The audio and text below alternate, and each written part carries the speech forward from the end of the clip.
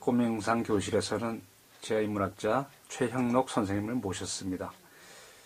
최근에요, 박수정 르포 작가가 지은 책이 있어요.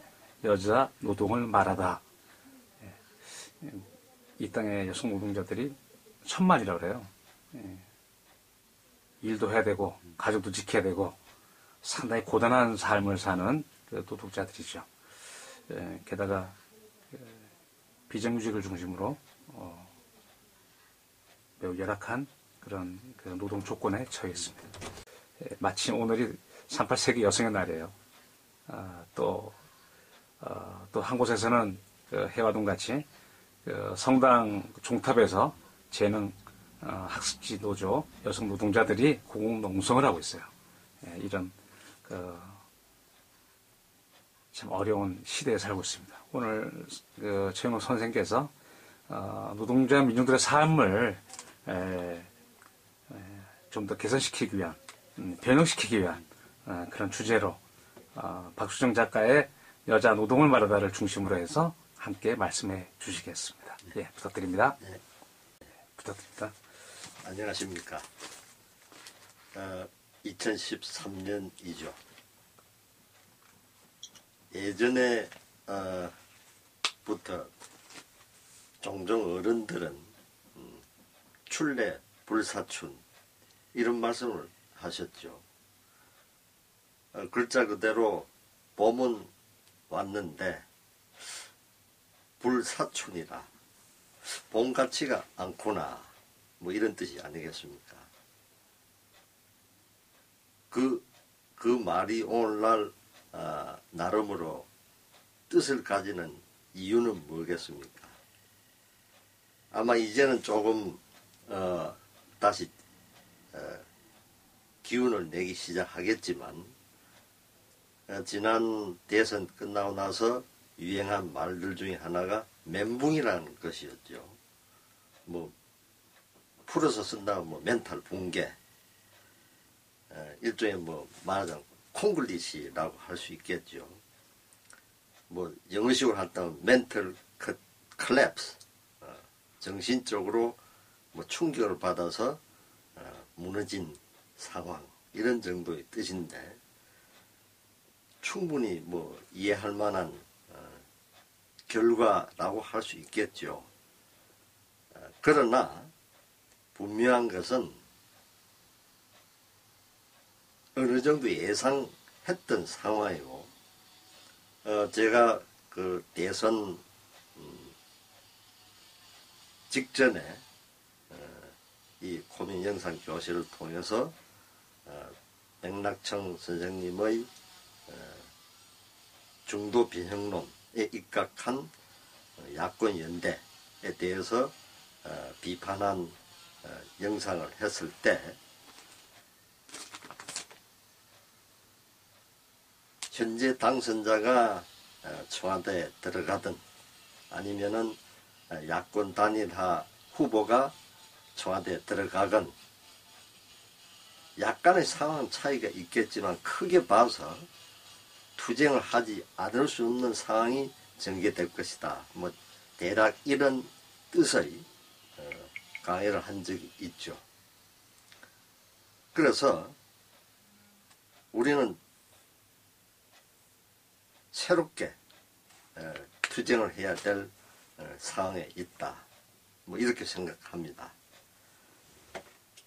제가 드는 생각 중에 또 한 가지는 양성우 시인이라는 분이 예전에 쓴 시 중에 겨울공화국 이런 시가 있었죠.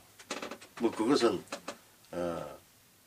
지금 젊은 세대 같으면 한번 찾아서 읽어보시기 바라는데, 거기서 겨울공화국이라고 하는 것은 박정희 시대의 유신체제에 대해서 풍자한 시입니다. 지난번 영상에서 제가 말씀드린 것처럼 우리는 지금 짝퉁 대처를 또 대통령으로 맞이해야 될 어쩌면 상황에 처하게 될는지 모른다, 이런 말을 했었는데 지금 벌써 상황이 어떻습니까? 종지 그 정부 조직 개편안을 두고 청와대와 집권 여당 그리고 야당이 지금 하는 행태를 보면은 짝퉁 대처라고 할 만한 그런 심각한 상황이죠.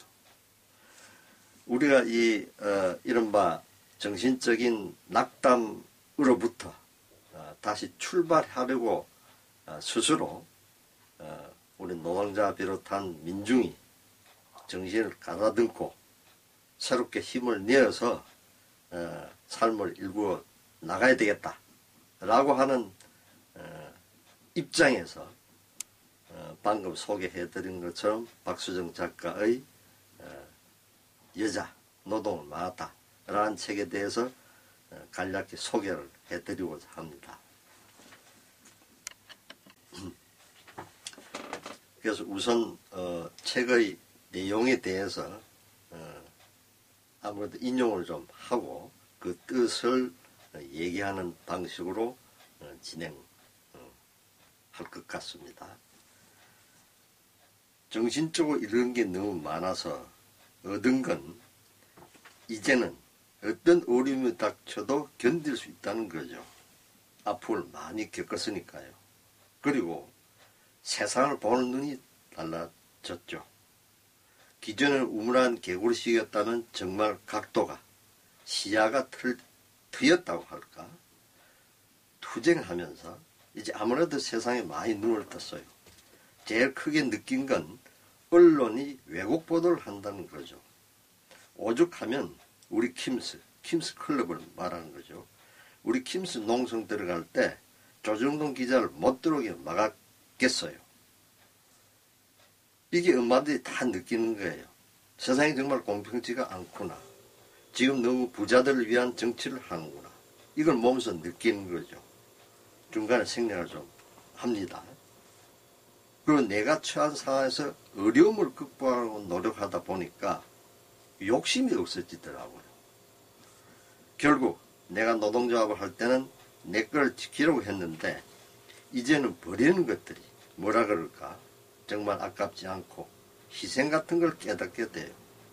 내가 수행을 덜 되어서 그런지 몰라도 아직까지 이런 게 많아 아깝긴 하지만 내가 더 수행을 해야 생각이 깊어지면 그 아까움도 마이너스라고 생각한 것들이 세월이 훌쩍 지나가면 플러스가 될 수도 있지 않을까 생각합니다.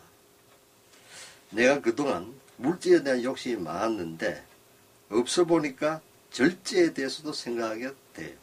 우리 조카가 운동권 출신이라 옥살이도 하고 그랬어요. 삶에서 가치를 어디에 두느냐가 중요하지 물질은 중요한 게 아니라는 거예요. 이제 내가 그걸 공감해요. 이 인용한 부분은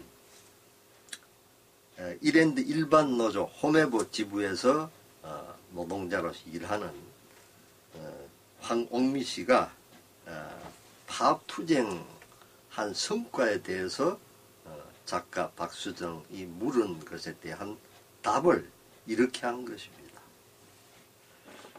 저는 이 부분이 이 책에서 소개하는 황옥미 씨를 비롯한 8분의 그 여성 노동자들의 그 끈질긴 투쟁의 정신 그리고 인간에 대한 좀 더 깊은 이해 그리고 삶의 의미에 대해서 깨달은 바를 쉬운 말로 아주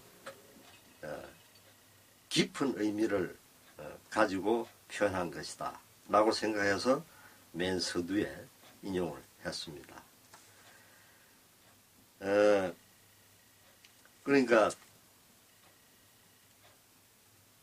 지금 짝퉁 대처가 가령 뭐 신문에 보도되고 TV에도 나온 것처럼 정부 조직 개편한 문제가 자기 뜻대로 되지 않는 것에 대해서 발언하는 그 모습을 보면은 박정희 시대가 생각이 납니다.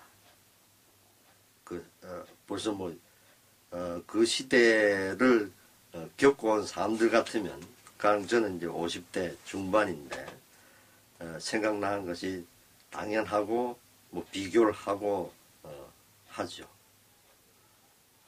그러니까 이 황미 씨의, 이 발언을 보면은, 이른바, 지금 짝퉁 대처가 얘기한 것처럼 뭐 한강의 기적을 다시 이루겠다라고 하는데, 그 한강의 기적을 이루는 과정에서 어떤 일들이 벌어졌는가 하는 것을 우리는 상기할 필요가 있는 거죠.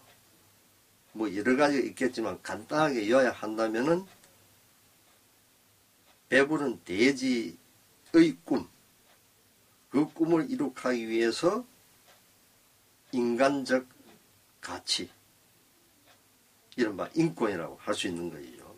인권이 파괴나, 그리고 오늘날 4대강 사업으로 여실히 드러나는 것처럼 환경 파괴가 사실은 그때부터 시작이 한편으로 되었던 거죠. 그러니까 그린벨트라고 해서 한편으로는 환경 보호하는 부분도 없지는 않았지만 오폐수를 무단 방류한다라든지 뭐 이런 문제 등등 해서 환경 파괴도 사실은 시작되었던 겁니다. 그래서 이러한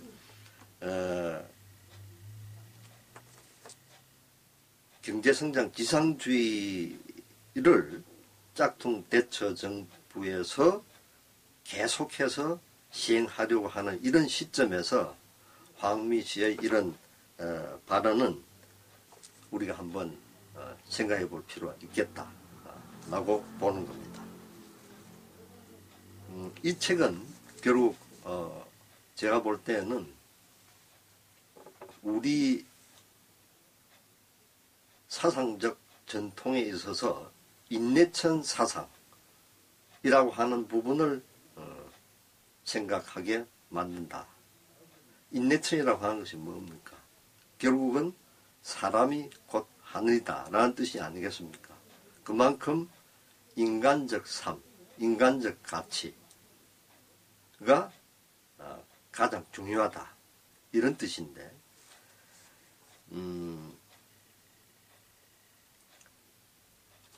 신문을 펼쳐보면은 또 사실은 뭐 공중파 방송을 보더라도 그렇고, 제가 항상 느끼는 것은 저는 뭐 신문을 매일 아주 충실하게 보는 편인데, 볼 때마다 보면은 매일 약간 차이는 있지만은 신문에 보도되는 내용이란 인물의 절반 이상이 결국은 한국 사회의 모순, 사회적 악과 관련된 내용이다 하는 생각을 지울 수가 없습니다. 말하자면은 인내천이라는 사상이 지향하는 사회와는 상당히 다른 그런 사회에서 우리가 살고 있다는 거죠. 그래서 이 책의 그 서술 순서와 관계없이 제가 맨 먼저 살펴본 부분이 동일방직 노조 탄압 사건 당사자들 중에 한 분인 추송래 씨입니다. 동일방직 사건이라고 하면은 지금 가령 아마도 40세 이하 되는 이른바 뭐 젊은 층은, 젊은 세대는 잘 모를 겁니다. 동일방직 사건이라고 하는 것은 그 1977년도에 그 당시 한국에 있어서 경공업, 뭐 경공업하면 여러 가지 분야가 있지만 그 중에 중요한 부분이 섬유 방직 분야였죠. 그 분야에서 상당히 큰 대공장이었는데, 이 공장에서 임금 인상 등을 비롯한 노동 조건의 개선을 위해서 노조 투쟁을 하는 가운데 회사, 경찰, 그리고 아마 그 당시에 정보기관이니까 유명한 중앙정보부, 그 당시에 중정 이런 말 했죠. 중정 이런 기관들이 소위 관계기관 대책회의라고 하는 걸 열어서 탄압한 사건이 유명한 동일방지 노조 사건이고, 그 탄압하는 과정에서 회사 측의 구사대가 이 노동자들에게 인분을 끼얹는 그런 사건으로 그 당시에 떠들썩했죠. 그 사건의 당사 중에 한 분이 바로 추성래 씨입니다.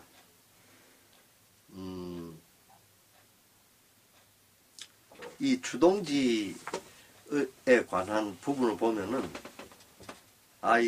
이분이 한경도 또순이 같은 분이구나 하는 이런 생각이 들었어요. 제가 이제 그 월남 가족 자손이라서, 한경도 월남 가족 자손이라서 어릴 때부터 이제 들은 표현 중에 하나가 한경도 또순이라고 하는 겁니다. 그 뜻은 아주 어려운 상황을 극복해 나가는 끈질긴 여성, 이것을 이제 또순이라고 하죠. 여러분이 읽어보시면 이 추동지뿐만 아니라 나머지 7분의 경우에도 다 이런 또순이 기질이 있구나 하는 것을 여실히 느낄 것입니다. 추동지는 어떤 인생 역전을 겪었느냐 하면은 17살부터 이제 노동자 생활을 시작했습니다. 그러니까 그 당시에 이른바 박정희 시대 때 60년대, 70년대 사실은 뭐 그 뒤에도 그런 삶을 시작한 사람이 많지만, 이 당시에 많은 여성들이 말하자면 이 정도 나이, 뭐 고등학교 들어가거나 또는 대학교 들어갈 무렵부터 노동자 생활하는 경우가 많았어요. 이런 많은 여성들 중에 한 사람이 추성래 씨였죠. 뭐 뒤에 나오는 뭐 그 황미 씨라든지 뭐 오경숙 씨라든지 이런 분들 대체로 다 비슷합니다. 그래서 이제 첫 번째 이제 직장에 갔는데 뭐 서술이 나옵니다만은 제 주의를 끈 것 중에 하나가 숙소가 쓰레기 더미 같은 곳이었다는 겁니다. 그래서 도저히 뭐 견딜 수가 없어서 잠시 후에 말하자면 그곳을 그만두죠. 그래서 두 번째로 이제 간 곳이 대성목재라고, 대성목재 역시 그 당시에 그 뭐 한국에서 가장 큰 목재 관련 부문에서는 유명한 회사였죠. 그런데 이 대성목재는 뭐 맨 처음 갔던 곳보다는 조금 나았는데, 또 이 변소세를 이제 또 물 정도로 그 사정이 나빴다, 열악했다라는 겁니다. 그래서 이제 그 지금도 사실은 많은 중소기업에서 그렇게 하고 있습니다만은 그 당시 이 대성목재나 거의 모든 곳에서 노조라고 하는 건 나쁜 거다, 이런 교육을 하죠. 그런데 이제 이 추성래 씨는 1975년도부터 이제 노조 투쟁을 하게 되는데, 이 추성래 씨의 삶에 있어서 아주 중대한 계기를 맞이하게 되는 겁니다. 도시산업선교회, 인천에 있는 도시산업선교회를 만나게 되는 거죠. 도시산업선교회는 글자 그대로 개신교 쪽에서 노동자들의 생존권에 그 개선을 위해서 노동자들을 교육시키고 하는 중요한 단체였죠. 뭐라고 그럴까요? 그 아주 어려운 상황에서 도시산업선교회가 활동을 하면서 노동자들의 인간적 자존심을 일깨워 주었기 때문에 자존심이 있는 노동자라면 도시산업선교회는 대단히 환영을 받았죠. 그 반대로 회사라든지 이른바 아까 말씀드린 그른바 이른바 관계기관 대책회의의 주요 기관들 입장에서 보면은 도시산업선교회라고 하는 것은 글자 그대로 눈에 가시 같은 존재. 그래서 도산 이런 말을 했는데 그들이 말하는 도산이라고 하는 것은 산업 또는 기업을 거꾸로 때린다. 이런 말을 했습니다. 왜냐하면 도시산업선교회와 연결된 노조 같은 경우에는 그 노조의 의용성을 벗어나서 이른바 민주노조운동의 씨앗을 뿌리기 시작했거든요. 그래서 이 도시산업선교회에서 추성래 씨는 이제 전태일 노트라고 하는 것을 공부하게 되는 거죠. 그러면서 이분 스스로 이제 그런 말씀을 하신 것 같은데 사람을 사랑하고 꿈꾸기를 배우게 되었다라는 겁니다.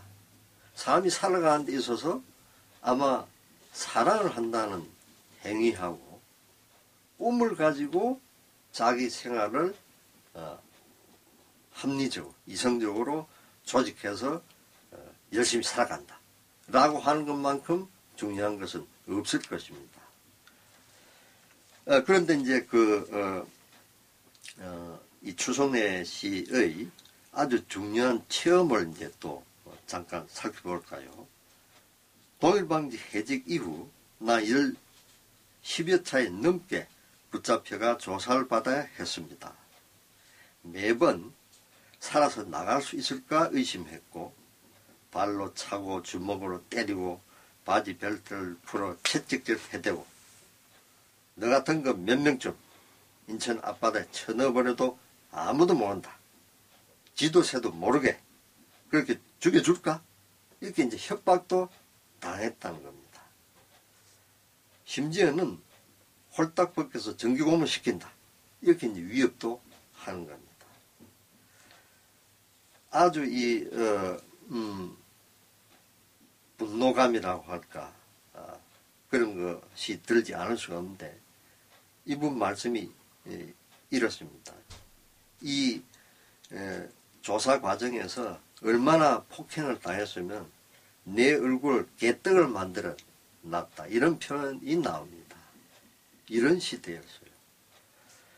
그래서 그 당시에 이 부분은 이제 추성래 씨의 잊을 수 없는 인생에 있어서 젊은 시절 악몽 같은 시간이었겠죠. 저 자신이 이른바 남산에 가서 여기 지금 묘사한 이런 국가유산 발언을 듣고 다 했기 때문에 충분히 저는 공감이 가고 분노가 치솟죠. 근데 이것은 그 당시에 사실은 정도의 차이는 있지만은 노조운동을 열심히 한 사람들의 경우에는 피할 수 없는 고통의 과정이었습니다. 그래서 제가 이 부분 읽으면서 즉각적으로 든 생각은 지금 한국 사회에서 정규직과 비정규직 문제가 심각하지 않습니까?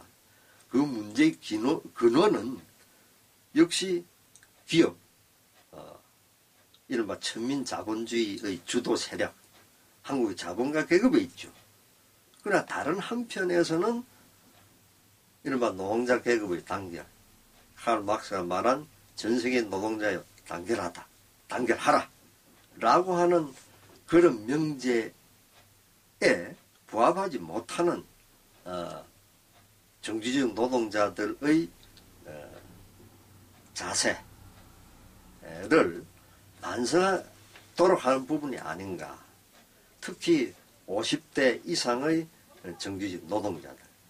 이분들은 아마 종종 그런 생각할 겁니다.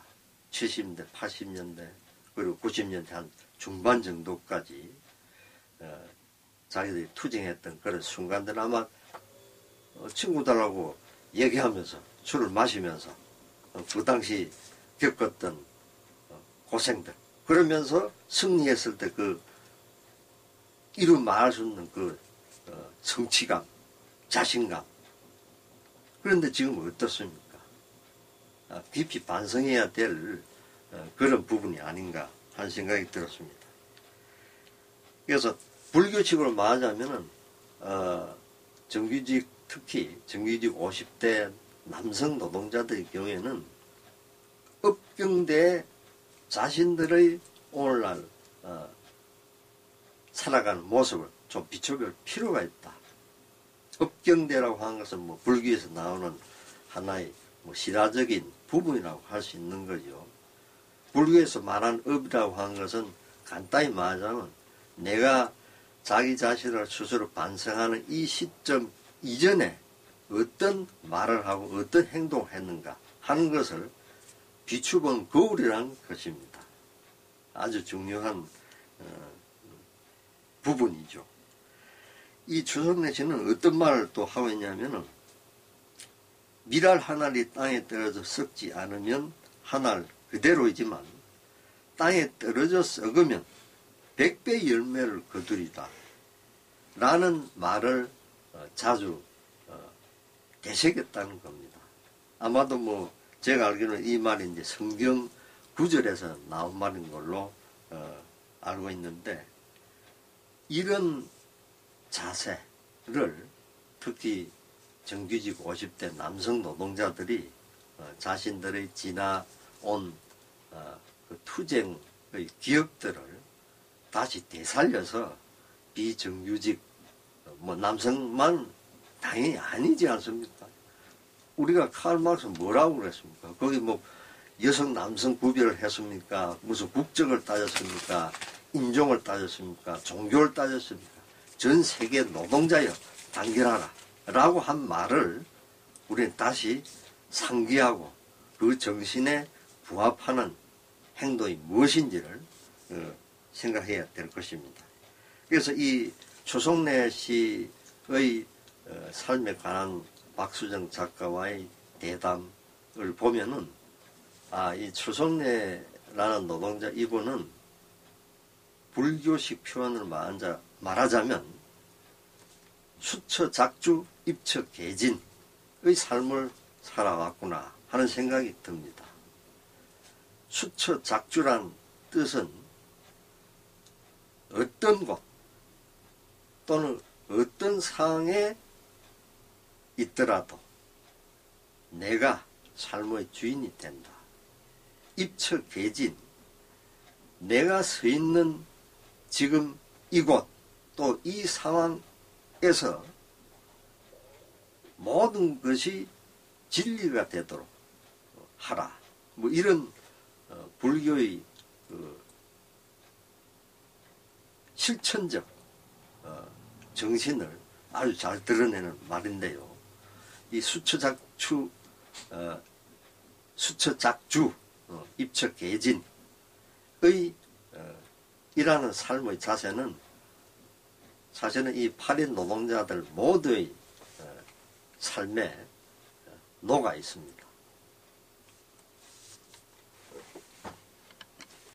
이 황미 추석래 씨 다음에 제가 만난 노동자는 삼성 SDI 하청기업이 뭐 20개 정도 있었다고 그럽니다. 그 하청기업 중에 하나인 하이비트에서 노조 투쟁을 한 최세진 씨입니다. 여러분 이제 책을 보시면 아시겠지만 그 노동 조건이 보면은 1970년도에 전태일 열사가 우린 기계가 아니다 라고 이제 절규를 하고 분신한 사건 이 왜 일어났는가 하는 것을 또 한편으로 이해할 수 있는 그런 아주 나쁜 열악한 노동 조건이었죠. 이 하이비트 같은 경우에 작업이 새벽 6시에 시작된다는 겁니다. 그러면은 이 최세진 씨의 경우에는 아마 이제 거리가 멀어서 그렇겠죠. 3시 반에 일어났다는 겁니다. 제가 알기로 그 절 같은 경우에 제대로 이제 수행 정진하는 절 같으면은 스님들이 물론 일찍 잠자리에 듭니다. 9시에서 10시 사이에 드는데 새벽 3시에 일어나서 말하자면 그 스님의 하루 생활 시작하거든요. 이 스님처럼 이렇게 그 이른바 꼭두 새벽에 그리고 사실은 일어나서 사실은 이제 인간의 그 수면에는 주기가 있어요. 하루에 이제 하룻밤 보통 한 7시간, 8시간 잔다고 할 경우에 6차례 사이클이 있는데 그 사이클 중에 사실은 새벽 3시면은 사실 상당히 깊은 잠에 들어갈 시간입니다. 근데 여하튼 3시 반에 일어나서 이제 출근을 해서 6시부터 작업을 한다는 거죠. 근데 이 참 정말 이해할 수 없고 분노할 수 없는 것이 쉬는 시간이 20분밖에 없다는 겁니다. 놀라운 일이죠. 기계죠. 기계처럼 부리는 겁니다. 그래서 그 화장실 가는 것도 이제 여의치 않고 맞아 눈치를 보거나 쉽지 않은 거죠. 뭐 이런 상황. 또 이 회사의 경우에는 그러니까 작업 공정이 아마도 뭐 그런 것이었던 것 같은데 하루 종일 서서 손만 움직인다는 겁니다. 여러분 한번 아마 충분히 상상해 갈 겁니다. 상상에 안 간다 여러분 한 1시간 정도 한번 실제 해보면 알겠죠. 뭐 이런 정도. 그리고 이제 어떤 노동자들의 경우에는 하루 종일 컴컴한 데서 또 일을 한다는 겁니다. 한번 여러분 상상해 보십시오. 하루 종일, 그것도 뭐 일주일 정도가 아니라 한 달, 2달, 1년, 2년 그런 생활을 한다고 하는 거 여러분 한번 생각해 보십시오.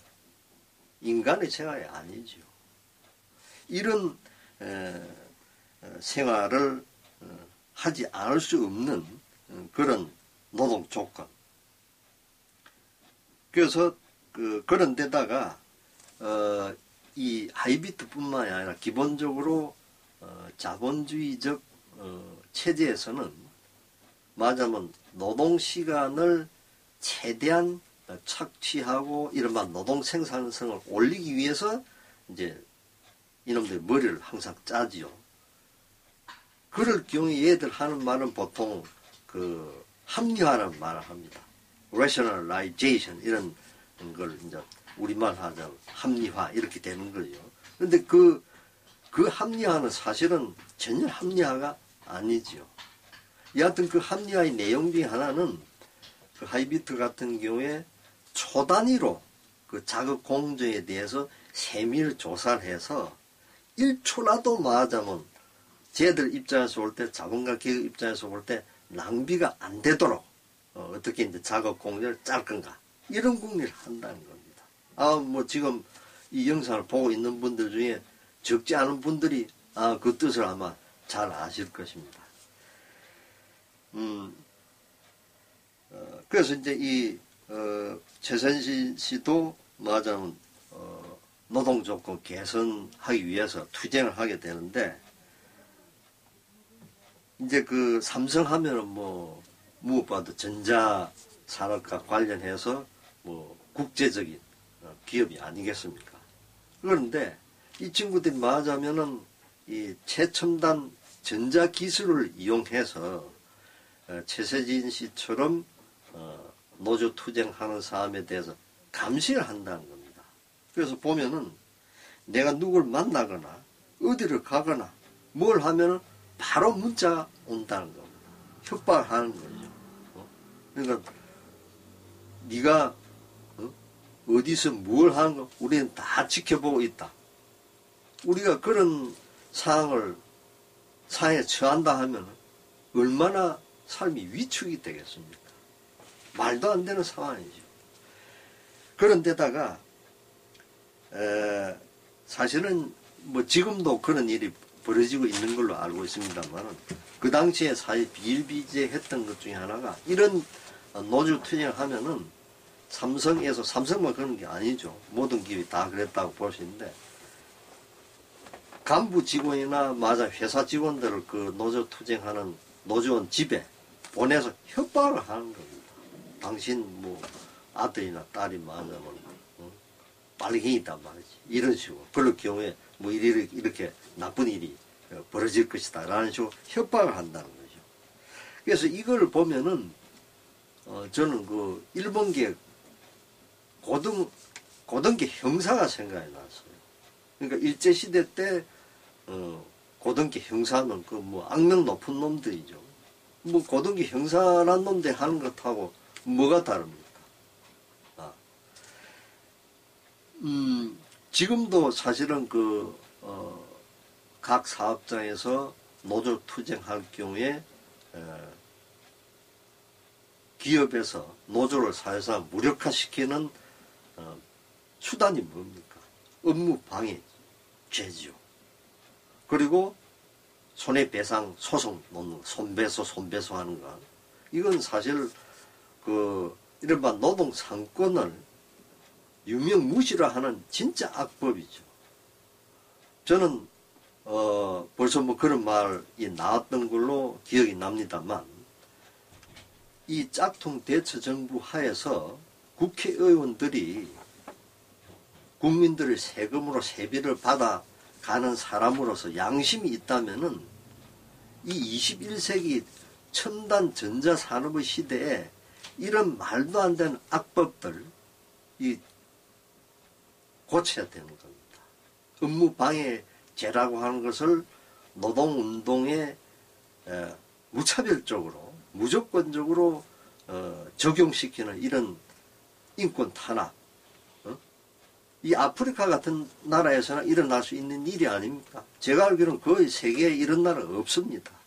이 악법을 반드시 고치고 손해배상 소송 못하도록 법을 고쳐야 되는 겁니다. 그래서 이런 얘기들이 최세진 씨 부분에 나옵니다.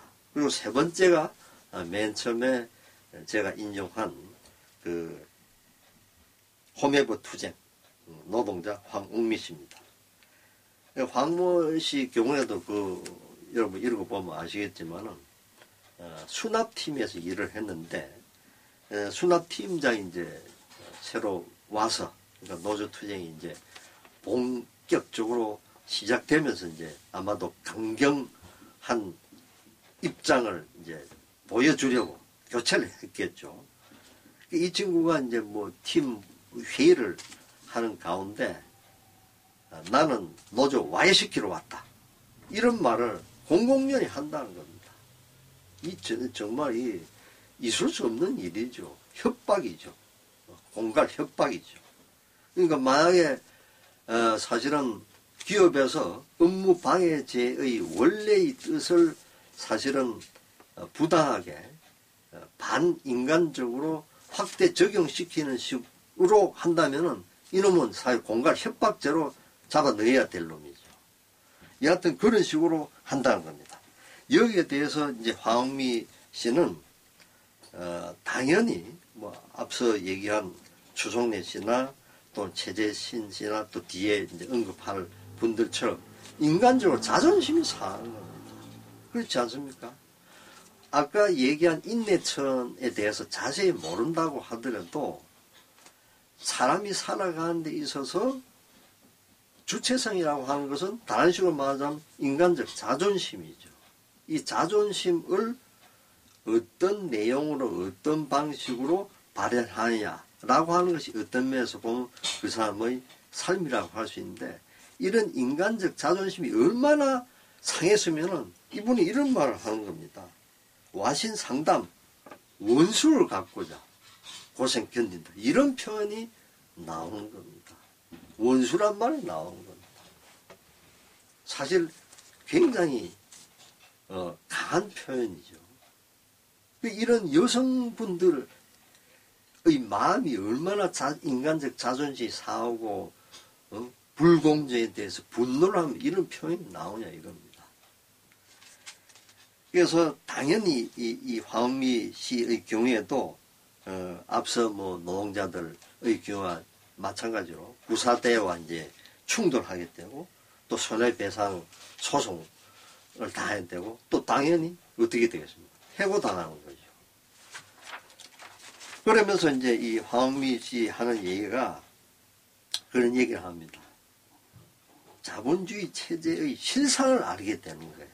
가령 아까 말한 삼성 하청 SDI 하청기업 하이비트 노동자의 경우에도 삼성이 좋은 기업인 줄 아는데 정말 나쁜 기업이라 하는 얘기를 이분이 하고 있거든요. 똑같은 겁니다. 그래서 이 황미 씨 같은 경우에도 아주 진짜 거대한 힘을 기르지 않으면 안 되겠구나 이런 말을 하는 겁니다. 이것이 무엇입니까? 한국 사회는 노동자 자본가 간에 화해할 수 없는 대립을 하고 있는 사회라는 것을 그런 말도 안 되는 노동 조건에서 생활하면서 느끼게 되는 겁니다. 그 표현을 뭐 잡은 놈을 몰라도 하게 되는 거예요. 이 점이 아주 중요한 겁니다. 그러면서 그 황미 씨는 어떤 얘기를 하냐면 이제 어느 날 이제 TV를 본 것 같습니다. 그 TV에 이제 프랑스 자동차 공장 노조를 아마 취재를 한 것 같은데 뭐 프랑스 쪽인지 한국 쪽인지 그건 그 책을 보면 알 수는 없잖아요. 여하튼 했는데 한국 상황을 아마 한국 쪽에서 취재한 것 같더라고요. 한국 상황을 얘기한 것 같은데 자기네 프랑스 노동자들은 그런 것도 도대체 뭐 진짜 딴 세계 얘기처럼 들린다 이런 얘기를 하더라는 겁니다. 말하자면 프랑스 같은 경우에는 임금 문제라든지 이른바 노동 조건의 중요한 부분은 뭡니까? 아까 얘기한 것처럼 뭐 하루 종일 뭐 꼼짝하고 서가지고 손만 움직인다든지 더욱 중요한 것은 뭐 화장실 갈 시간도 없다 이런 게 아니라는 거죠. 제가 말씀드리고 싶은 것은 프랑스 사회는 분명히 뭐 오늘 한국 사회에서 중요한 사회적 쟁점 이슈 중에 하나가 사회복지가 아니겠습니까? 그래서 뭐 사회 민주주의적 입장이 뭐 강하게 지금 표출되고 있는데 그런 측면에서 사실은 프랑스는 한국의 노동자와 민중 입장에서 보면 그래도 상당히 살만한 나라입니다. 그런데 이 나라에서 작년인가요? 그 우리나라에서 번역이 되어서 많은 사람들이 읽었다고 그럽니다. 분노하라 라는 책이 나왔다는 겁니다. 앵디네 우 하는 것이 이제 그 책의 제목을 뭐 우리식으로 말하자면 분노하라. 당신 분노해 이런 뜻입니다. 뭐 이 책을 쓴 사람은 스테판 에셀이라는 분인데요. 뭐 이분은 프랑스 레지스탕스 운동을 하고 또 유엔에서 유명한 인권 선언을 기초하는 데 있어서 뭐 핵심적인 역할을 한 분이라고 하죠. 근데 이 책을 썼을 때가 이분이 뭐 연세가 90세인가 되는 연세에 그러니까 이 최근에 작년인가 쓰자마자 이제 우리나라에서 즉각적으로 번역이 되어 나온 거죠. 그러니까 이런 프랑스 같은 나라에서 그럼 왜 이 90세 먹은 공자식은 말 70 종심 소욕 불유구라 할 정도로의 나이를 훌쩍 넘은 90세 이런 분이 너 말이야 분노할 줄 알아야 돼 라는 책을 왜 썼겠습니까? 안 하고 있다는 것이 아니겠습니까? 그럼 한국은 어떻습니까? 지금 젊은이들 아까 얘기한 굳이 말하자면 꼭 연령대 한정된 건 아닙니다만 그 상대적 책임감이라는 뜻에서 50대 정규직 남성들 정말 제대로 분노하고 있습니까? 우리가 진짜 맹성을 해야 된다는 겁니다. 스테판 에셀의 책을 읽어보면은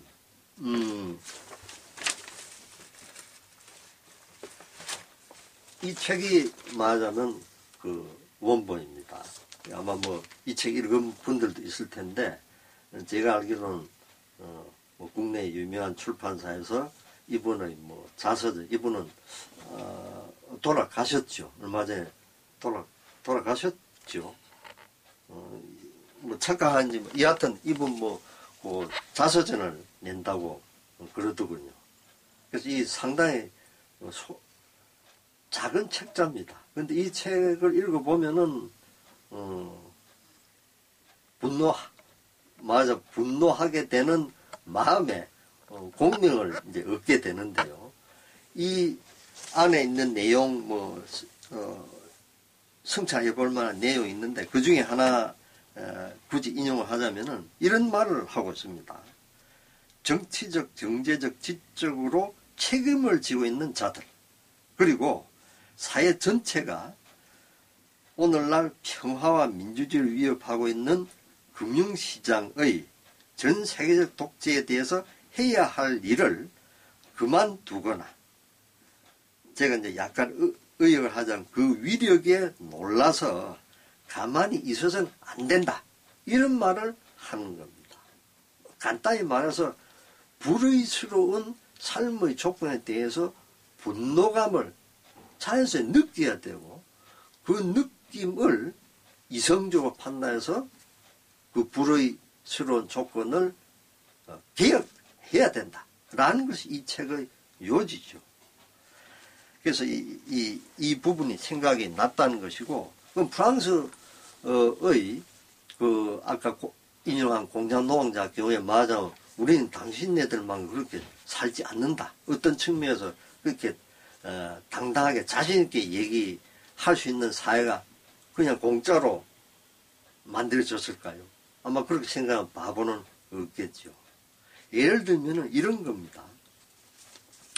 프랑스 공산당이 어떻게 성장해왔느냐 하는 걸 보면은, 잠깐 이제 지금 이 책과 관련된 얘기와 관련해서 제가 지금 말씀드리고 있는 뜻은 뭐겠습니까? 이 8 여성 노동자들의 투쟁 정신을 우리 노동자들이 다시 되살려서 우리 투쟁의 역사를 상기하고 그런 가운데 이 짝퉁 대처 정권에서 아마도 벌어질 어려운 상황을 헤쳐나가야 된다라는 뜻이 아니겠습니까?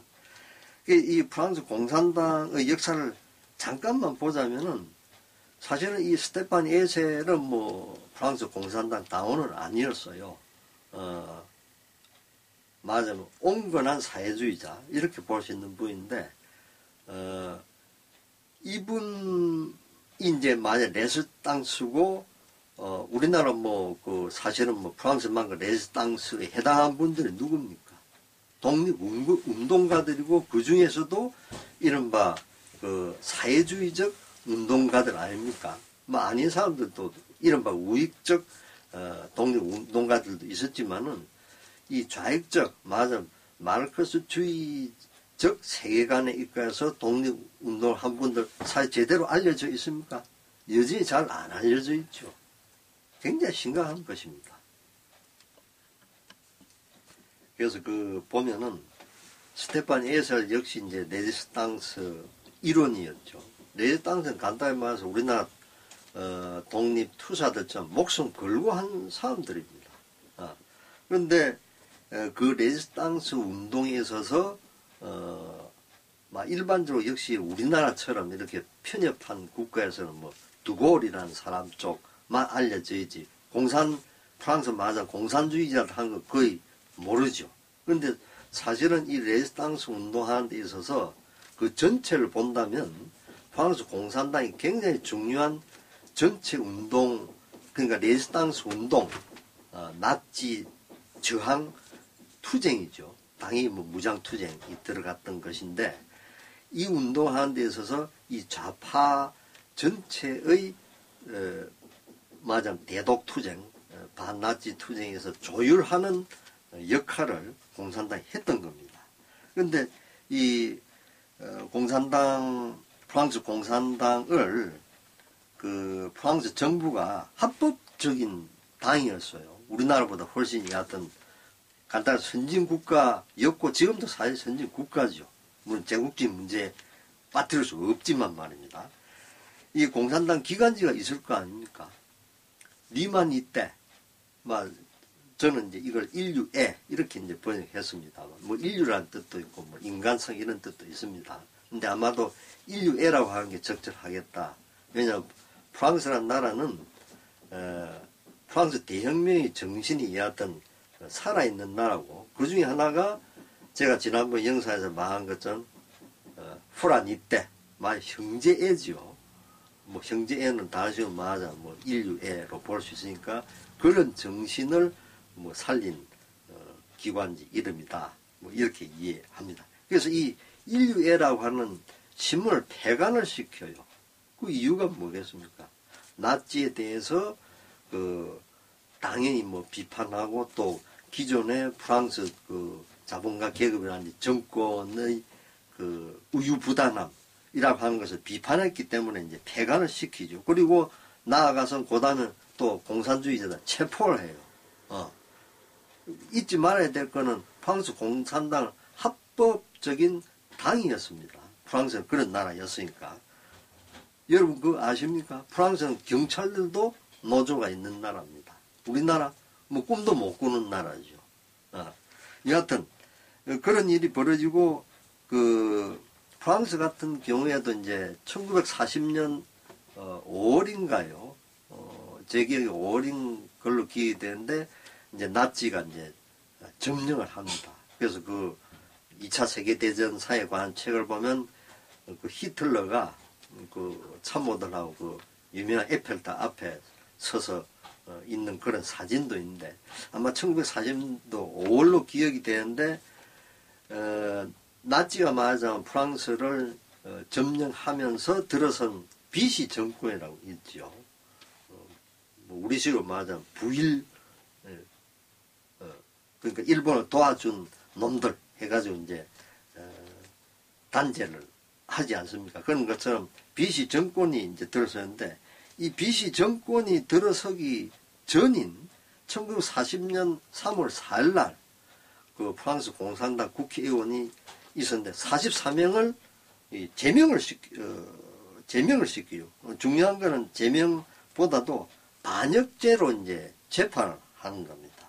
그리고 3월 4일에 이어서 4월 10일에는 또 어떤 일이 생기냐면 공산당이 이제 말하자면 뭐 선전만 해도 최고 사형에 처할 수 있다. 이런 또 법을 통과시키는 겁니다. 말하자면 이런 탄압 속에서도 사실은 프랑스를 나치 독일로부터 해방시키는 투쟁에 있어서 앞장선 두 조직, 두골 계열하고 말하자면 프랑스 공산당을 비롯한 좌파 계열이 있었던 나라라는 겁니다. 그래서 왜 어떤 면에서 보면 우리나라 노동자 얘기하다가 1940년대 프랑스 공산당 얘기가 하느냐. 우리가 이런 말 하지 않습니까? 한국은 그래도 절차적 민주주의를 이룩했고 따라서 사회복지를 비롯해서 실질적 민주주의 단계로 이행을 해야 된다. 이런 말 합니다. 틀린 말은 아닙니다. 그러나 다른 한편으로 보면 정말 절차적 민주주의 제대로 합니까? 정말 국회가 제 기억에는 이명박 정권 때 거의 매년 집권 여당의 일방적인 의사 관철 하지 않은 해가 있습니까? 별로 없지요. 그리고 지금 조금이라도 신문을 좀 본다든지 귀가 열려있는 상황 같으면은 한국의 절차적 민주주의 정말 제대로 있는 겁니까? 저는 별로 없다고 보는 겁니다. 그러니까 뭐냐면은 절차적 민주주의와 관련된 법 제도를 일단 형식적으로 확립을 시켜 놓더라도 반동 세력은 끊임없이 그 법 제도의 기본 정신을 형해화시켜요. 말하자면 아무것도 아닌 걸 빈 껍데기로 만들어 버리려고 한다는 겁니다.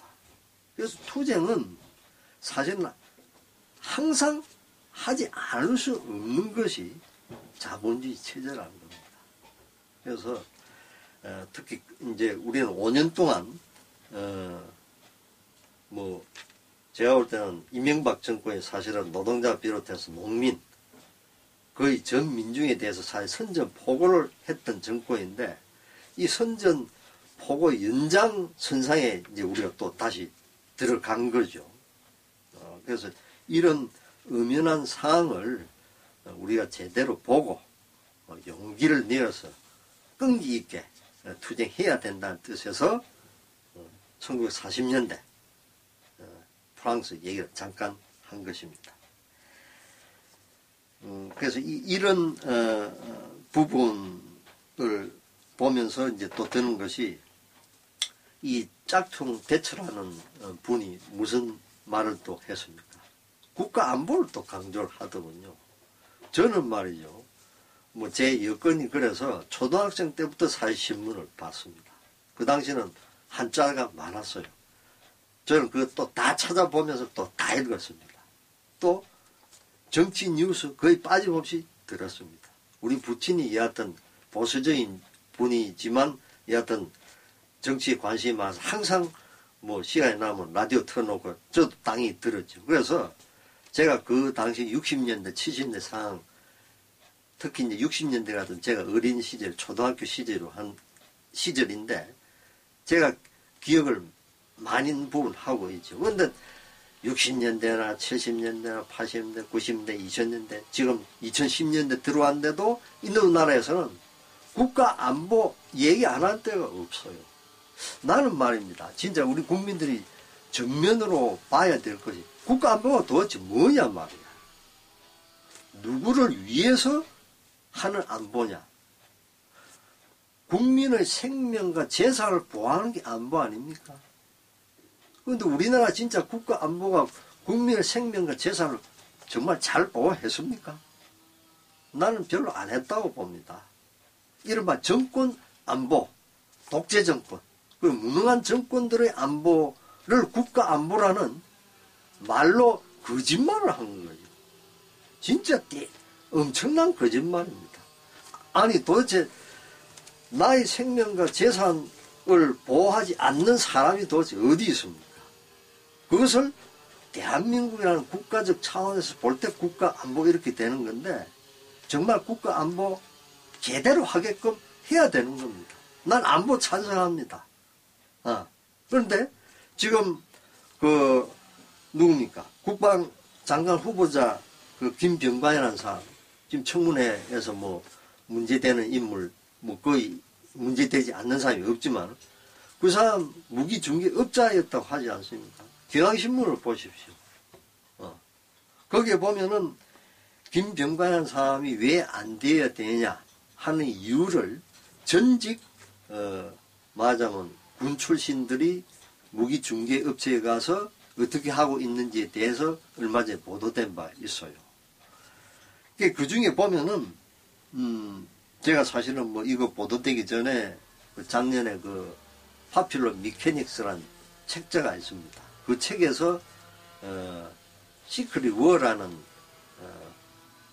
부분이 관심이 있어서 시크릿 워는 말하자면 이제 아까도 지적한 것처럼 첨단 전자 장비를 통해서 도청하는 그런 뭐 현대 사회에서 전쟁의 새로운 형태에 관해서 소개하는 글인데 그 글에 보면은 우리나라에 지금 김상태라는 사람 언급이 되어 있어요. 이 김상태라는 사람은 공군 참모총장이었는데 2004년도부터 10년도 이 6년 동안에 약 20가지 정도의 군사 기밀을 록히드 마틴 뭐 이른바 죽음의 상인들 중에 다국적 기업이죠. 죽음의 상인이 뭡니까? 무기를 제조해서 판매하는 다국적 기업을 죽음을 상인이라고 하지 않습니까? 이 로키드 마틴의 이메일로 넘겼다는 겁니다. 그래서 제가 알기로는 뭐 그 책자의 기사가 뭐 2011년도 기사였는가 그런데 그 당시에 재판 중에 있었어요. 뭐 판결이 어떻게 났는지는 뭐 제가 지금 기억이 빨리 나지 않습니다만 이런 자가 국가 안보에 기여를 하는 자입니까? 그것도 그냥 뭐 한 중령이나 대령도 아닙니다. 공군 참모 총장이라는 작자가 이런 일을 했다는 겁니다. 안보의 적이죠. 이런 자들에 대해서는 그 죄에 상응하는 나는 분명히 말하는데 가혹한 처벌을 해야 된다. 이렇게 보는 겁니다. 그래서 다시 한번 강조하자면 국가 안보 반대하는 사람 아무도 없습니다.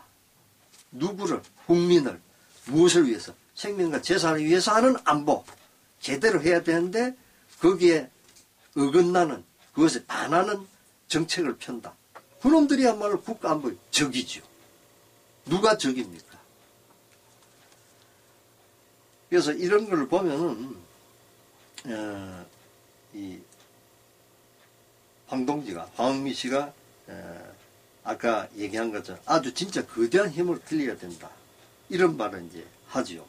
근데 이제 황미 씨에 이어서 제가 본 노동자가 서울 남부 노동상담센터 사무장 이정자 씨라는 분인데 이분이 이제 상담을 하면서 뭐 한두 사람 상담하는 게 아니니까요.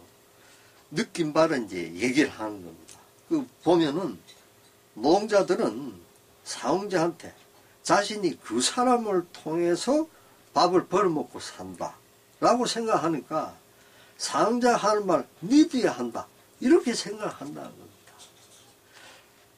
참 좀 기가 저는 사실 막히는 겁니다. 적어도 마르크스의 사상을 모른다고 하더라도 사실은 상호 연결되어 있는 거죠. 노동자가 없는데 어떻게 기업가가 있습니까? 다른 한편으로 백보 양보해서 그래 기업가가 또 있으니까 또 노동자도 있다. 맞아 서로 도움을 주는 것인데 많은 노동자들이 노예적 의식 상태에 있다는 겁니다. 이런 상태에 있기 때문에 또 눈앞에 것만 또 보는 거예요. 그래서 이정가 씨는 어떤 얘기를 하냐면은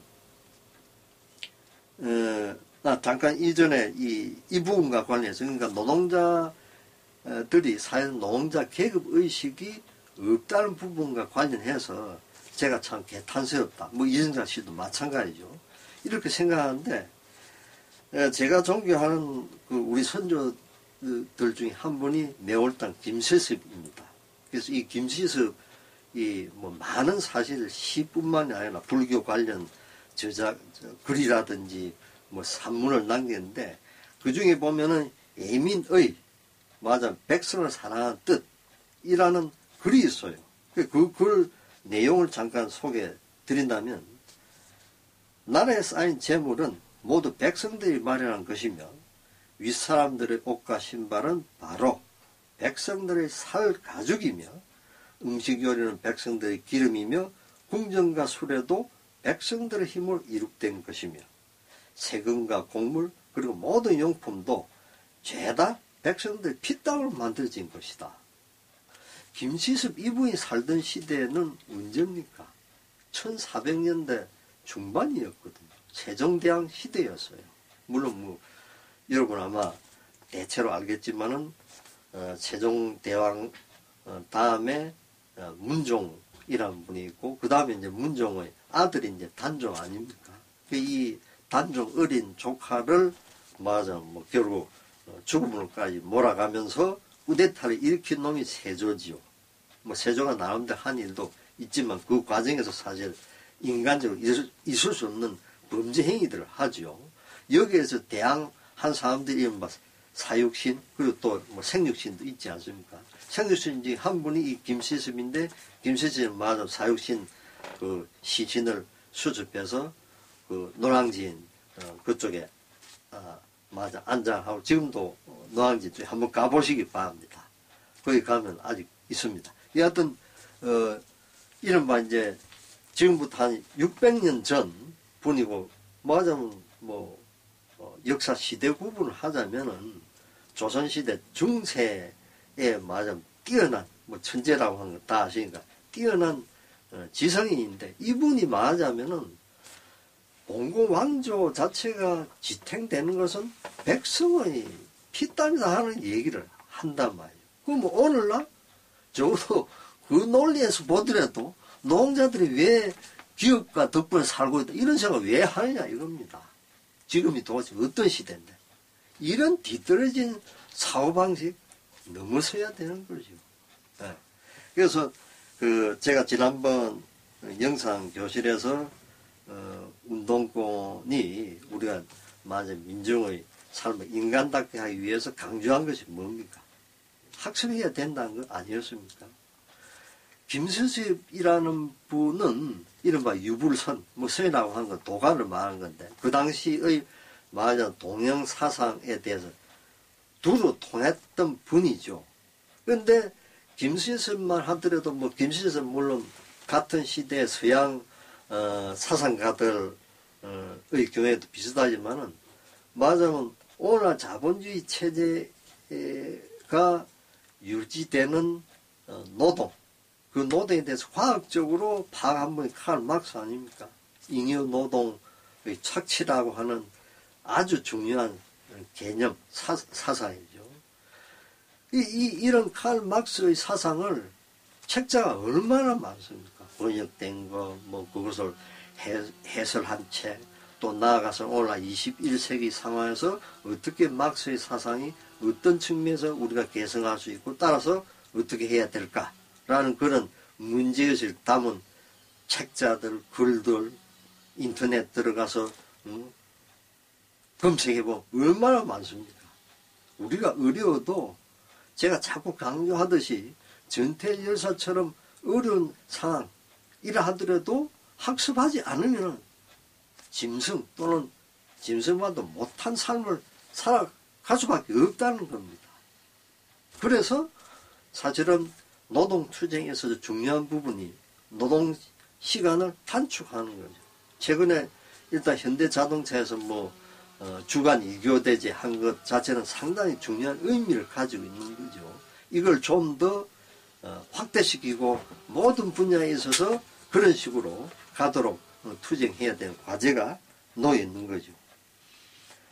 그래서 이정자 씨는 말하자면 상담하면서 노동자들이 가지고 있는 그 노예의식이 개탄스러워서 이제 이런 생각이 들었던 것 같아요.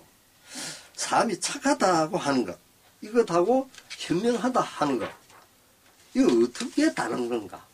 라는 의문이 들더라 이겁니다. 그렇지 않겠습니까?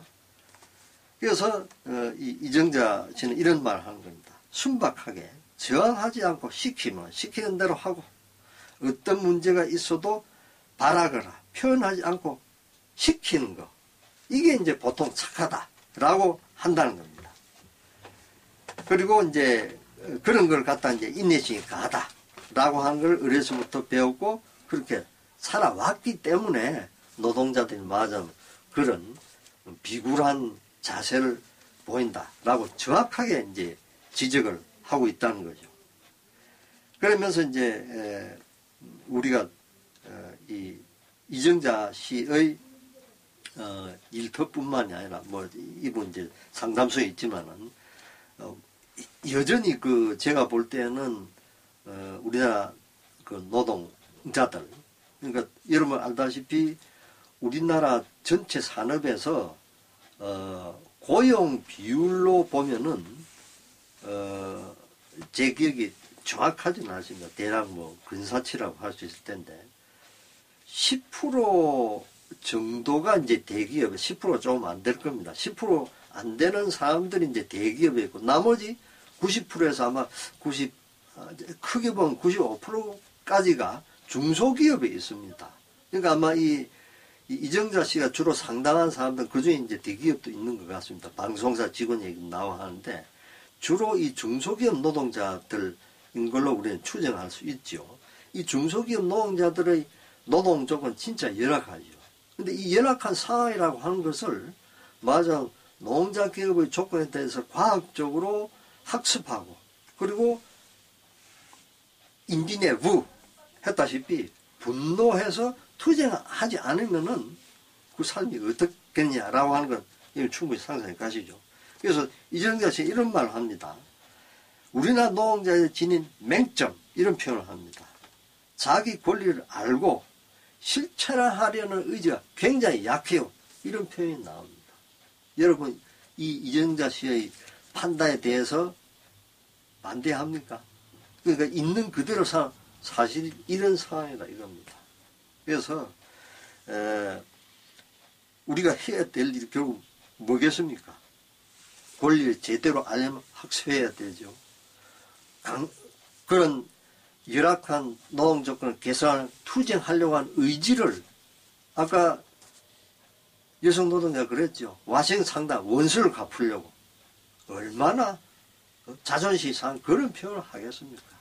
자연스러운 분노감인 겁니다. 그건 증오심하고 다른 겁니다.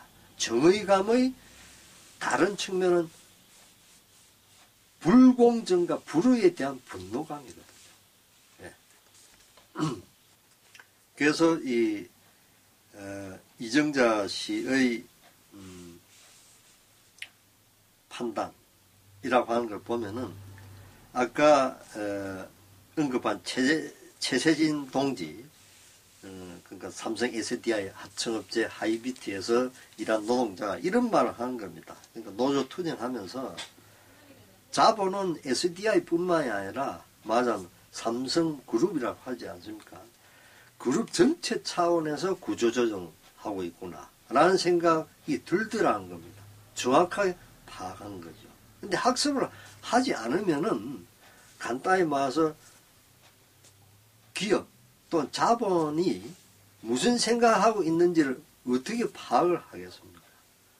뭘 알아야 맞아 파악을 하고 파악의 정확도도 높아지는 거고 저놈들도 당연히 단계적으로 맞아 노조를 공격을 하거나 또는 경에다가 와해시키라 아까 얘기하지 않습니까? 와해시키러 왔다는 말 하지 않습니까? 그리고 지금 이마트에서 벌어지는 일도 지금 검찰에서 이번에는 아마도 제대로 뭐 수사하지 않을까 하는 생각이 드는데 뭐 그런 일들이 들춰지지 않아서 그렇지 거의 모든 기업이 있다라고 보는 게 아마 사실일 겁니다. 그래서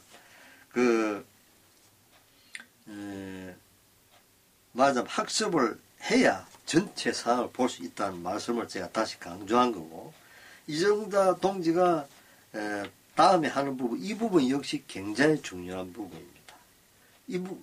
이정자 씨가 딱 이런 표현을 써요. 동지의 부족 이런 표현을 한 겁니다. 이거 보면은 사람들이 거칠고 인색하다. 같은 일을 하면서 서로 배려도 없고 이런 얘기를 합니다. 이정자 씨 같은 경우에 나우정밀에서 이제 활동했던 부분을 회상해서 얘기를 하는데 나우정밀이라고 하는 것도 예전에 제 기억에 80년대였을 겁니다. 80년대에 굉장히 노조 투쟁이 치열하고 회사가 글자로도 악랄하게 노조 탄압을 했던 회사거든요. 그래서 나우정밀에 있을 때 이제 자기 경험을 이제 얘기를 하면서 동지애라는 부분이 중요하다라고 하는 걸 자기가 절실하게 체험한 것을 얘기한 부분이 나오는데요. 그 부분 잠깐 말씀드리면은 이런 얘기를 해요. 노조에 이제 노조운동, 민주운동과 관련해서 좀 더 거센 주장을 하는 사람들이 있었다. 이런 표현이 이제 나옵니다. 아마도 그 당시나 지금이나 여러분 대략 알다시피 이른바 민주노조운동 또 민주노조운동을 포함해서 한국사회 변혁운동과 관련해서 NL의 주장, PD 주장 이런 거 들어보셨죠? 제가 지난번에 영상교실에서 그 두 노선에 대해서 잠깐 언급한 바도 있습니다만, 이게 NL인지 PD인지 얘기는 분명히 안 해요. 근데 제 짐작에 PD 쪽이 아닐까 하는 생각이 듭니다만, 뭐 확정적인 건 아닙니다. 제 감으로 그렇다는 것인데, 그래서 여하튼 이 거센 주장을 하는 사람들이 이제 말하자면 이제 노조 운동을 하는 가운데 이정자 씨에게 함께 우리 좀 같이 합시다. 맞아, 우리 조직, 그 노조에도 말하자면 조직이 또 있긴 마련이죠. 사람 사는 세상이니까 들어와서 이제 같이 하자. 이렇게 하는데 이제 이분은 말하자면 좀 이 사람들이 좀 거칠고 뭐 등등 해서 마음에 안 들었던 것 같습니다. 그래서 안 한다라고 이제 한 모양이죠. 그런데 이제 이분이 상당히 이제 성실한 분이라서 이제 회계감사라는 중요한 자리가 아니겠습니까? 노조의 돈과 관련된 일을 이제 총책임을 가지고 있는 게 회계감사니까. 이 회계감사가 이제 되었는데, 이제 이 거센 주장을 하는 노조원들이 이 이정자 씨의 말이라든지 행동, 하나하나 좀, 말하자면 말꼬리 붙잡고 이제 따지고 들고 이런 식으로 하더라는 거예요. 그러니까 이제 이정자 씨의 글을 읽어보면 충분히 이분 같은 경우에는, 말하자면 이성적으로 기본적인 신뢰감을 가지고 우리 같은 노동자니까 얘기하면 충분히 서로 대화도 되고 할 뿐인데 아마 그러지 않았던 것 같습니다. 그래서 이정자 씨는 굉장히 또 다른 이 책에 나온 분들처럼 적극적인 분이에요. 그래서 이제 좀 조합 관련 일과 관련해서 이 거센 주장하는 분들하고 이제 좀 얘기를 하려고 하면은 대꾸도 안 하더라는 겁니다. 그런데다가 이제 저쪽 간부라는 표현이 나오는데 아마도 이제 거센 주장하는 쪽의 이제 간부겠죠. 이 간부들이 이제 자기네들끼리 있는 자리에서 이제 이정자 씨에 대해서 이제 좀 말하자면 험담을 했겠죠. 그래서 이제 그 험담만 믿고 오해를 해서 이제 조합원들이 전혀 잡아주게 한다. 이런 식으로 그런 봉변도 이제 당했다는 얘기가 나옵니다. 그래서 이동지가 우리가 그런 이제 여러분 책을 읽어보면 알겠지만은 이정자 씨의 입장에서 그런 일을 다 했을 것을 우리가 한번 생각을 해볼 수 있습니다. 얼마나 참 마음의 고생을 많이 했겠습니까? 그래서 이정자 씨는 이런 얘기를 합니다. 내가 활동가라는 목적의식을 갖고 있었다면 사람들마다 제가 이제 중간중간 생략을 하고 이제 얘기를 하는 겁니다. 여러 가지 입장 차이가 나는 것은 분명한데 그걸 조율할 수 있는 능력이 우리한테 부족했다. 이런 표현을 합니다. 이 표현이 이정자 씨의 당시 나우 정밀에서만 있었던 일일까요? 아마 안 그럴 겁니다. 지금도 계속되고 있죠. 인간 사회는 여하튼 일단 갈등이 같은 노조에 활동을 한다고 하더라도 사람은 역시 생각하는 동물이기 때문에 또 그 사람의 뭐라 할까요? 아까 얘기한 것처럼 학습의 정도의 수준, 그리고 또 역시 성품이라는 차원을 또 무시할 수 없죠.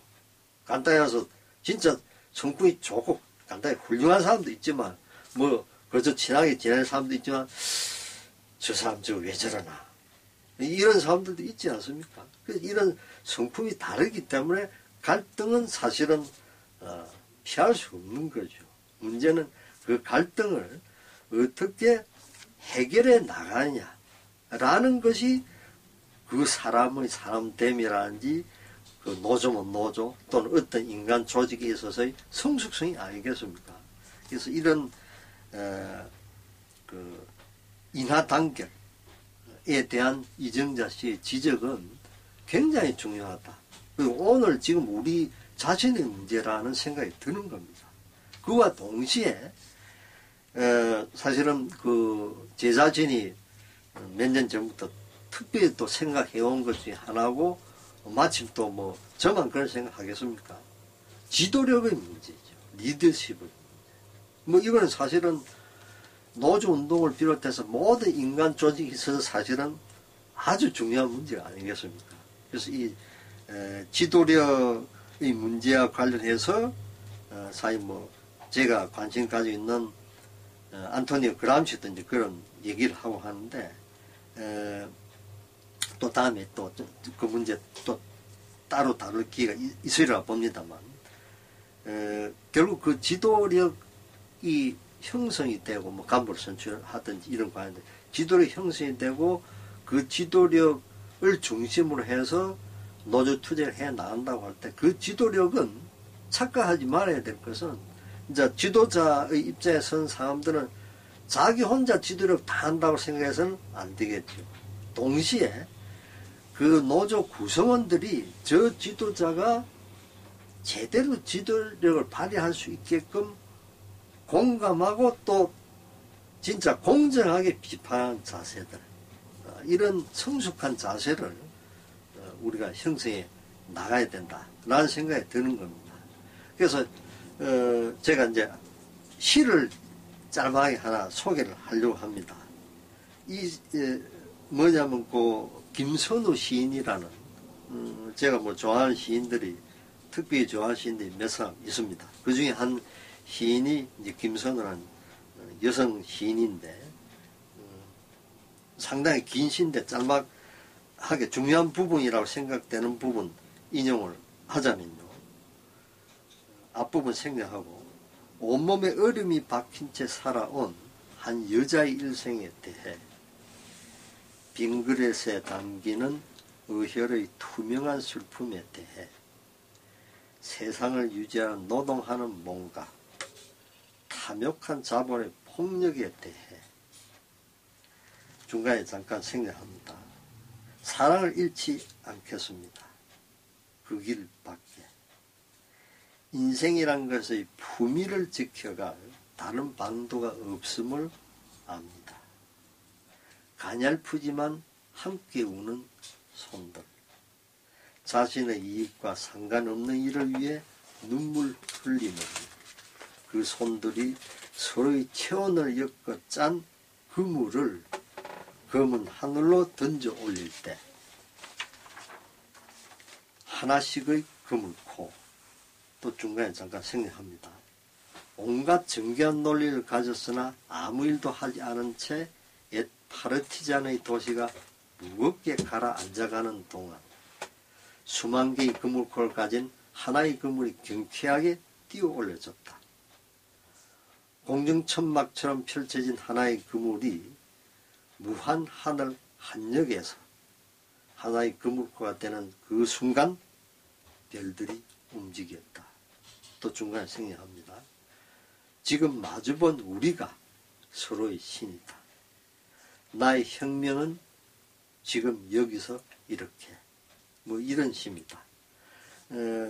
이 시는 뭐 나의 무한한 혁명에게 라는 제목이고 시집 자체의 제목으로 또 뽑혔습니다만 상당히 긴 시인데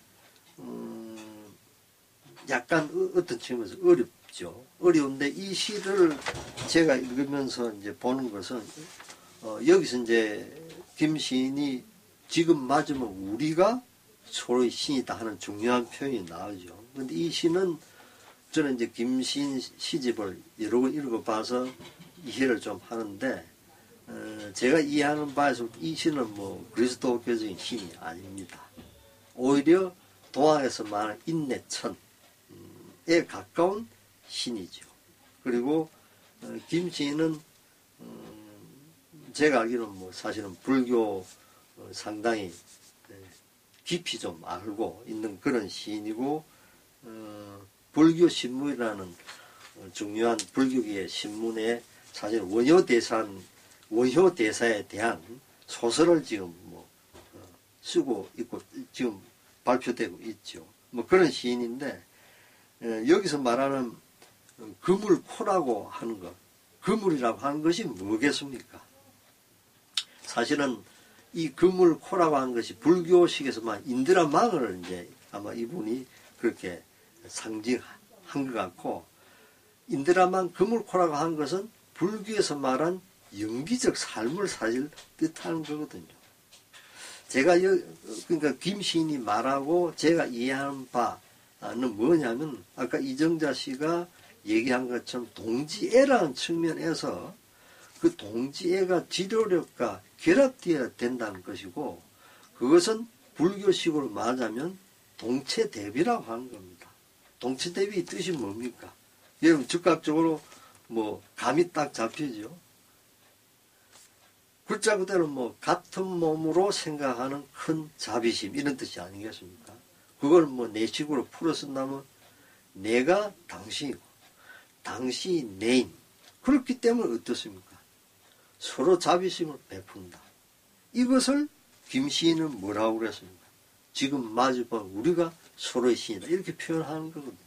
그리고 여러분 뭐 꼭 좀 읽어보기를 바라는데 아까 인용한 것처럼 온갖 정교한 논리를 가져서는 아무 일도 하지 않은 채 파르티자의 도시가 무겁게 가라앉아가는 동안 이러한 부분이 나오거든요. 제가 이제 이해할 때 이 부분 읽을 때 소련을 비롯한 붕괴한 이른바 현존 사회주의를 말한 게 아닌가 하는 생각이 들어요.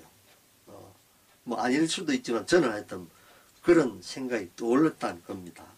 그래서 이 시를 이제 소개해 드렸고 그 다음에 이제 또 만나는 분이 전국 여성노조 서울 지부장 박남희 씨입니다. 이분은 역시 이제 추성래 씨와 마찬가지로 뭐 추성래 씨만 아니죠. 많은 이분 연배에 아마도 뭐 50대 또는 40대 중반 되는 분들은 거의 다 그런 경험을 겪었다고 우리가 추정할 수 있는데 1981년도 그러니까 이제 전두환 이른바 철권 통치 때죠. 노동야학에서 이제 추성래 씨가 이제 전체 노트를 접하면서 그 사랑을 배우고 꿈을 배웠다는 말이 나오지 않습니까? 이분 박남희 씨도 이제 그런 이제 배운 거죠. 그래서 이제 이분이 이제 그 자기 노동 투쟁의 과정에 대해서 회상하면서 이제 얘기를 하는데 이제 두 가지가 특히 제 관심을 끌었어요. 참 좋아졌다 얘기를 많이 해요. 좋아진 게 아니라 다만 옮겨간 거죠. 이런 얘기를 하는 겁니다. 그 뜻이 뭐냐면 이분이 이제 아마 중국에 이제 말하자면 노동자들 공장 같은 데 이제 뭐 연대 차원에서 갔던 모양이죠. 가서 보니까 지금 2010년대 뭐 2000년대 가는지는 모르겠습니다만 가보니까 아니 중국 노동자들이 이 박남희 씨 비롯해서 추성래 씨나 뭐 황미 씨나 뭐 등등 이런 노동자들이 1970년대에 겪었던 그런 상황이 있더라 이겁니다. 국내에서 뭐 제가 알기로는 경향신문이나 뭐 한겨레신문을 통해서 알려진 그 폭스콘 여러분 지금 그 애플 뭐 애플리케이션 뭐 내려받고 뭐 하죠. 그 애플사의 중요한 공장이 바로 폭스콘입니다. 그런데 이 폭스콘의 뭐 열악한 그 노동 조건은 뭐 악명 높죠. 한 가지만 얘기하자면 벌써 뭐 제게 한 2, 3년 전부터 이제 국내에서도 보도되고 한 것인데 얼마나 열악하면은 이제 노동자 이제 결국 투쟁할 그런 조직을 못 만들었기 때문에 이제 투신 자살을 하는 거예요. 기숙사에서. 그래서 이제 애플에서 말하자면 이제 산업, 의학 관련된 전문가들을 이제 데리고 그 폭스콘 현지 공장에 갔다는 겁니다. 그래서 그 노동자들 뭐 그 기숙사도 둘러보고 이제 노동 공정도 보고 이렇게 하면서 말하자면 아이디어를 내놓으라 했다는 거예요. 근데 제가 접한 뭐 국내뿐만 뭐 외국에서 나온 폭스콘에 관한 뭐 영미권이나 프랑스 쪽에서 나온 걸 보면은 제가 참 기가 딱 차는 것이 그 전문가다라는 사람들이 내놓은 안이 뭐냐. 기숙사 밑에 투신 자살에 대비해서 네트를, 그물을 갖다 놓는다는 거예요. 정말 기발하죠. 여러분. 아주 기발한 아이디어 아닙니까? 그 전문가나 사람들이 모아서 내놓은 안이 투신 자살하는 것을 기정사실화해서 네트를 갖다 놓는 거예요. 죽지 말라고. 기발하죠. 이런 회사라는 겁니다. 근데 가보니까 이 사람들 상황이 그렇다는 그런 의미에서 옮겨간 거죠. 근데 다 옮겨간 건 아니라는 점을 우리가 또 잊어서는 안 되는 겁니다. 그러면서 이제 이 부분이 있고 다른 부분이 또 뭐냐면은 아주 중요한 부분인데 박남희 씨가 이런 얘기를 합니다. 더 넓게는 인간의 이기심으로 파괴되어가는 생명들과 함께 하지 않는다면 비정규직 여성 노동자들에 대한 차별 역시 지속될 것이다. 뭐 비정규직 여성만 아니죠. 이분이 일단 여성이니까 뭐 자연스레 이제 여성 얘기를 했지만은 거기에 남성도 포함이 되는 것이고 이분이 한 중요한 표현이죠. 생명이라는 표현. 네. 이거죠. 그러니까 인간적 자존심을 비롯해서 4대강 파괴를 비롯해서 그 공통된 분모가 뭡니까? 우리 분모라고 하면 어머니 모를 쓰죠. 이런 표현 자체가 굉장히 중요한 거죠. 그래서 이 생명에 대한 존중. 아까 제가 국가안보 얘기했죠. 난 국가안보 찬성합니다. 100%. 다만 우리가 분명히 해야 할 것은 그 국가안보가 지향한 바는 국민의 생명과 재산이다. 그래서 이런 얘기를 하고 뭐 시간 관계도 있고 뭐 제가 또 다 소개하면 또 여러분 뭐 예고편을 통해서 그 영화 다 보듯이 뭐 봐야 되겠다는 의욕이 조금 떨어질는지도 모르고 해서 이 세 분 정도가 특히 제 관심을 좀 끌었고 뭐 그렇다 해서 관심이 덜 끈 건 아니지만 몇 분들 보면은 14세부터 10년간 나무집살이 그러니까 요즘 시험 말하자면 이제 가정부 도움이라고 하죠. 가정도움이 예전에 이제 뭐 식모라는 표현 많이 썼습니다. 이런 생활을 이제 하다가 이제 우연한 기회에 이제 결혼도 하고 부업을 하고 뭐 공자하고 그런데 이분 보면은 정말 눈물겨요. 이분 이제 오경숙 씨인데 정말 참 눈물겹습니다. 남편이란 분이 어떻게 보면 이제 오영수 씨한테 자기 남편이니까 당연히 뭐 예정이 있으니까 남편이 자존심이 쓰여서 말하자면 한 직장에 오래 붙어 있지 못한다 이제 이런 표현이 나오거든요. 뭐 저는 충분히 이해하고 상상이 가죠. 아마도 뭐 자존심이 좀 강했던 것 같습니다. 그러나 다른 한편으로 오경수 씨가 그러니까 한 직장에 가서 오래 붙어 있지 못하고 그렇다 해서 뭐 투쟁한 것도 아니기 때문에 오경수 씨가 그 받았을 그런 마음의 부담들 뭐 이런 거 얼마나 크겠는가 하는 거를 읽어보면은 절절히 느낄 수가 있어요. 근데 이 남편도 굉장히 변했더군요. 여하튼 그런 것인데 이분 같은 경우에 제가 이제 특히 주목하는 부분도 있는데 보면 이러고 날 5년간 하혈을 했더라고. 이러면서도 맞아 남편이 뭐 툭하면 뭐 며칠 일하다 그만두고 하니까 봉급도 월급이 아니라 주급을 받는 식으로 맞아 막 주인하고 협상을 해서 다닌 분이에요. 그러니까 하루하루 어떤 쯤에서 벌지 않으면 이거 뭐 생존의 벼랑에 서야 되는 이런 생활을 해온 분입니다. 지금은 이제 그래도 이분이 워낙 진짜 아까 말씀드린 이분도 또선입니다. 그래서 지금은 그 이분이 이제 얘기하고 박소영 작가 간단하게 코멘트 한 걸 보면은 그래도 막 자기 집도 좀 있는 것 같고 최소한의 뭐 의식주 생활하는 그래서 아주 다행이라는 생각이 듭니다. 그래서 여하튼 보면은 1999년도 당시에는 이제 300만 원 빚이 있었는데 일을 해서 주급을 받고 이러면 신문 한 장 모수 맞아 채권자에게 줬다는 겁니다. 우리 하여튼 제가 여러분 읽어보면 뭐 제가 지금 얘기한 거는 그 절절하다는 뜻을 아마 여실히 느낄 겁니다. 그래서 보면은 이분 같은 경우에는 그렇게 어려운 상황이기 때문에 이제 우리나라의 이제 여성들 경우에 제가 알기로 그 가장 많은 게 자궁암이에요. 근데 이제 이분도 이제 자궁 절제 수술을 하고 나서 사실은 뭐 좀 쉬면서 이제 몸 회복해야 될 거 아닙니까? 근데 아마도 뭐 20일 지나면서 또 뭐 아파트 준공 청소부로 이제 또 취업을 하지 않으면 안 되는 그런 생각을 했다는 겁니다. 그래서 이분 말씀 중에 이런 부분이 나옵니다.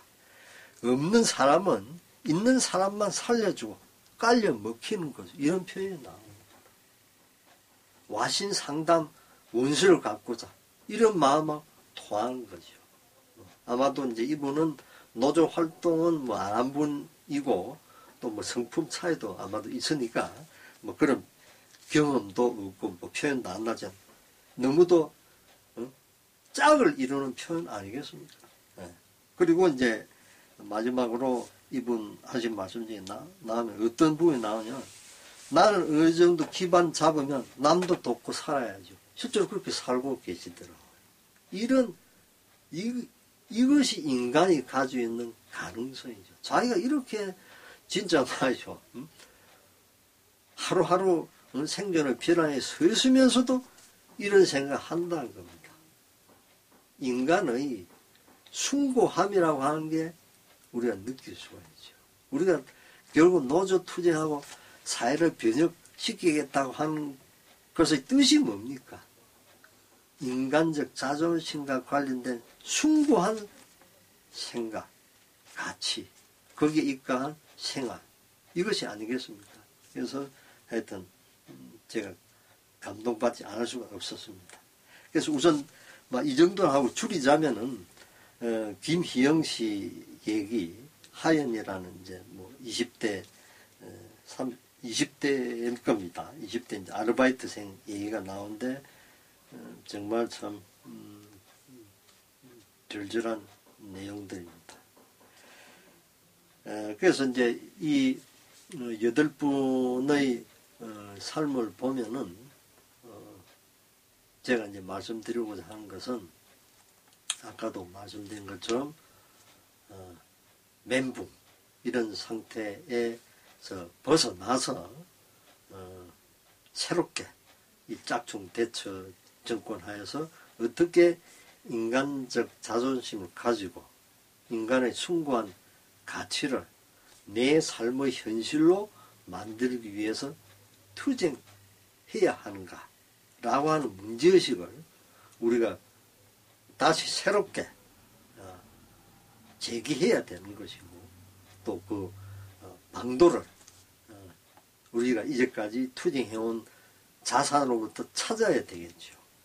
그리고 이 삶을 보면은 정말 이 8분 특히 이제 이 나이 좀 든 분들 하인이 같은 경우 20대니까 아직 뭐 그 정도 경험 안 되고 나머지 7분 김희영 씨까지 포함해서 이분들의 그 끈질긴 용기에 참 감동받지 않을 수가 없다.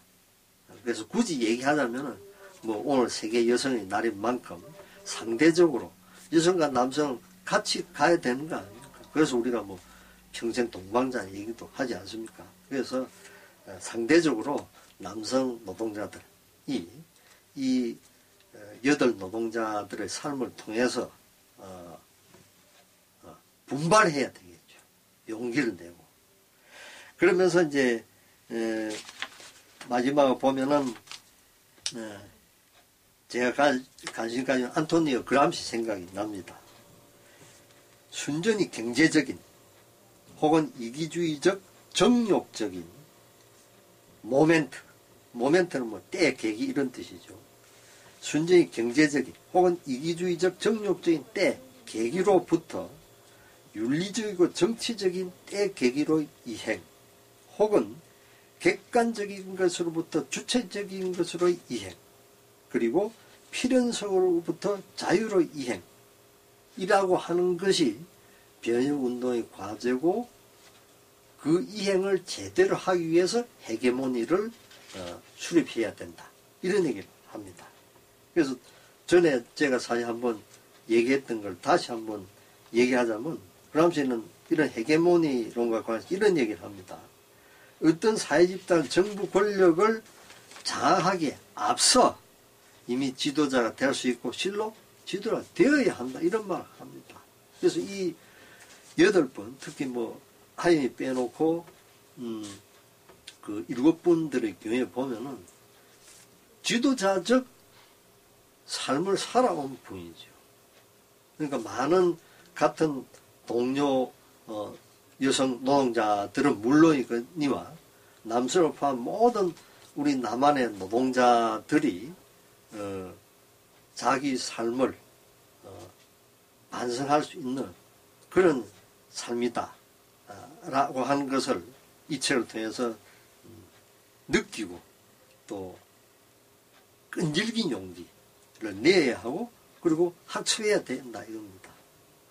그리고 동지애라고 하는 것을 실천해야 된다. 그래서 가령 예를 들면 이런 거죠. 노조운동 열심히 하다 해고된 사람 많지 않습니까? 뭐 아까 사회자께서 말씀하신 것처럼 뭐 재능 노조 한가 예입니다. 뭐 쌍용차, 뭐 기아차 많지 않습니까? 이런 노조 활동하는 데 있어서 아까 노동자가 지적한 것처럼 서로 견해 차이가 있다고 하더라도 동지애를 가지고 우리 상황의 전체를 과학적으로 제대로 이해하기 위해서 대화를 좀 마음의 문을 열고 대화하는 자세들 이런 것을 뿌리내는 게 굉장히 중요하다. 라는 얘기를 다시 한번 강조하고 싶습니다. 제가 이제 마지막으로 권하고 싶은 것은 이제 황미 동지, 추석래 동지, 최세진 동지, 이정자 동지, 박남희 동지, 오경숙 동지, 김희영 동지, 하영희 동지 이분들은 물론이고 모든 노동자들이 권하고 싶은 것이 명상입니다. 명상은 뭐 또 제가 다음에 또 좀 얘기할 겁니다. 그런데 오늘 이제 간단하게 말씀드리자면 가장 기본적이고 쉬운 것이 이제 호흡 명상입니다. 어떻게 하느냐? 원래는 이제 부처님처럼 이른바 이제 결과 부자를 이제 하는 게 좋다고 하죠. 근데 이제 그건 조금 어려우니까 거기에 신경 쓰지 말고 허리를 꼿꼿하게 세우는 자세가 제일 중요합니다. 명상하는 데 있어서. 그래서 요것만 되면은 그 다른 부분들은 자기가 편안하다라고 하는 자세를 우선 취하는 겁니다. 그 다음에 이제 글자가 호흡 명상이니까 숨을 내쉬고 들이쉬고 하는 이 동작에 정신을 집중하는 겁니다. 이를 한번 해보십시오. 해보면은 끊임없이 온갖 생각들이 떠오를 겁니다. 이건 뭐 실제로 저도 하기 때문에 저는 사실은 뭐 솔직하게 말씀드린다고 사실 다른 사람보다 잡념이 아주 적기 때문에 좀 덜합니다. 근데 그 명상 수련 지도한 뭐 유명한 분들의 체험이라든지 뭐 또 명상 수련 한 일반인들 얘기를 보면은 이렇더라고요. 굉장히 그게 바로 잡념이죠. 어떤 면에서 보면. 그래서 그런 끊임없이 잡념이 말하자면 들숨과 날숨, 호흡하는 것을 방해를 하거든요.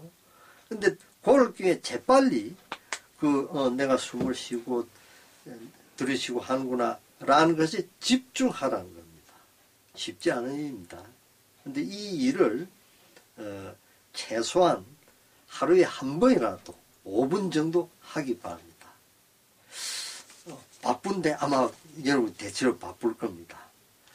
만약에 뭐 아침 저녁 안 된다면 여러분 물론 이제 승용차 운전하고 물론 그거는 불가능하겠지만은 전철이나 버스를 타고 가는 분들 경우에는 그 안에서 서 있더라도 잠시 눈 감고 하라 이겁니다. 그 불가능한 거 아니잖아요. 물론 가장 바람직한 건 이제 자기 집에서 5분 정도 좀 그러니까 허리를 고쳐 세우고 편안한 자세로 호흡에 정신 집중한다. 5분 정도. 이런 것을 꾸준히 하면은 효과가 있습니다. 그건 뭐 여러 실험, 뭐 한두 번 실험한 게 아니거든요. 효과가 있는데 그 중에 하나가 정신 집중력입니다. 그럼 정신 집중하면 어떤 이익이 있느냐? 뭐 여러 가지 있죠. 가령 뭐 요즘은 사실은 그 학생들 불교 쪽에서 학생들에 대해서 이제 명상 수련해서 이제 그 보고서도 나오고 있거든요. 학생들 집중력이 높아져 당연히 어떻게 됐습니까? 성적이 올라가는 거죠. 또 나아가서는 사실은 이제 프랑스에서 그 제가 알기로는 금년부터인가 그 초등학교에 명상 수업을 도입하더라고요. 명상이라고 하는 거는 원래 사실은 그리스도교에 또 있어요. 근데 이제 제가 이제 새삼 이 말씀을 드리는 것은 한국은 진짜 뭐 가나선이라는 걸 비롯해서 그 명상의 정통이 굉장히 오래된 나라죠. 근데 그거를 제대로 안 하고 있는 겁니다. 그래서 명상 수련을 하기 바라고 그렇게 하면 정신 집중이 되고 정신 집중이 되는 만큼 특히 이제 노동자를 비롯한 어른들의 경우에는 자기 삶의 전체를 사심을 떠나서 편견이 없이 볼 수 있는 효과가 있다는 겁니다. 우리가 전체를 사심이 없고 편견이 없이 볼 때 지혜가 생기는 거죠. 또 제대로 보기 때문에 용기가 생기는 겁니다. 그래서 꼭 명상을 하기 바랍니다. 그래서 저는 이 박수정 작가가 이 8분의 중요한 삶의 기억들을 이렇게 정리한 것에 대해서 감사를 드리고 또 박수정 작가를 통해서 자신들의 삶을 그 절절한 투쟁의 기억들, 어려움의 기억들, 어려움을 극복한 기억들을 진솔하게 때로는 아마도 격정적이었겠죠. 말씀드린 8분 노동자에 대해서 그 삶의 끈질긴 용기에 대해서 경의를 표합니다. 다음에 또 뵙겠습니다.